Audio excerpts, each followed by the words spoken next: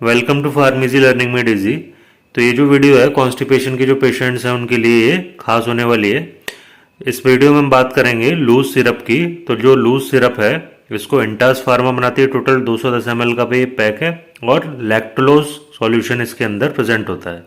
तो लैक्टोलोज एक प्रकार की शुगर ही होती है, लेकिन इसको कॉन्स्टिपेशन यानी कब्ज के ट्रीटमेंट में इसका इस्तेमाल किया जाता है।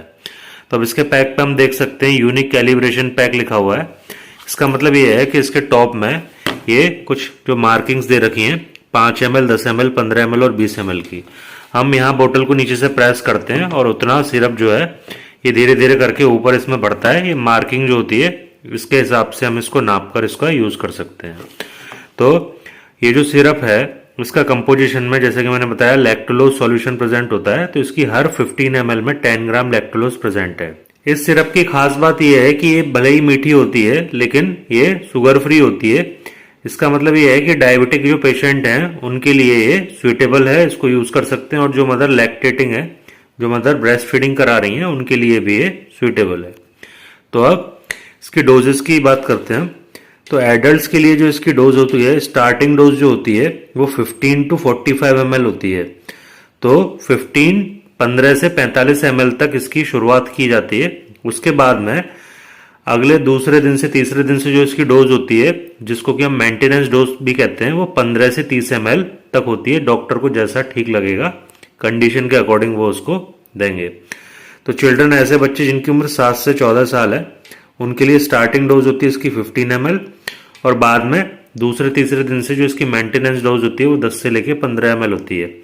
इसके बाद ऐसे बच्चे जिनकी उम्र 1 से 6 साल है तो उसके लिए स्टार्टिंग डोज 5 से 10 ml और जो मेंटेनेंस डोज है वो भी 5 से 10 ml ही इसकी होती है, या 5-5 ml करके भी इसको दिया जा सकता है, डॉक्टर जैसा आपको सजेस्ट करें। तो ये जो डोज थी ये कॉन्स्टिपेशन यानी कब्ज के ट्रीटमेंट के लिए डोज थी। अब एक कंडीशन और होती है जिसमें सिरप का यूज किया जाता है, वो होती है हेपेटिक एंसेफेलोपैथी।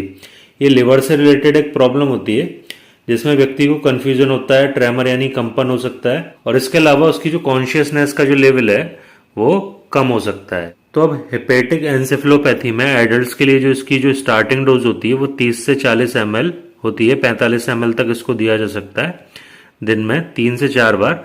लेकिन ध्यान इस बात का भी रखना है कि इतनी ज़्यादा जब डोज जब दी जाती है तो उससे एकदम से लूज मोशन हो सकते हैं काफ़ी ज़्यादा। तो फिर इसकी जो डोज है हमको एडजस्ट करनी पड़ती है। और ये ध्यान में रखा जाता है कि स्टूल्स जो है वो बंधे हुए हों, वाटरी फॉर्म में ना हो। तो सॉफ्ट फॉर्म्ड स्टूल्स जो हैं दिन में 2 से 3 बार हो, इससे ज़्यादा ना हो।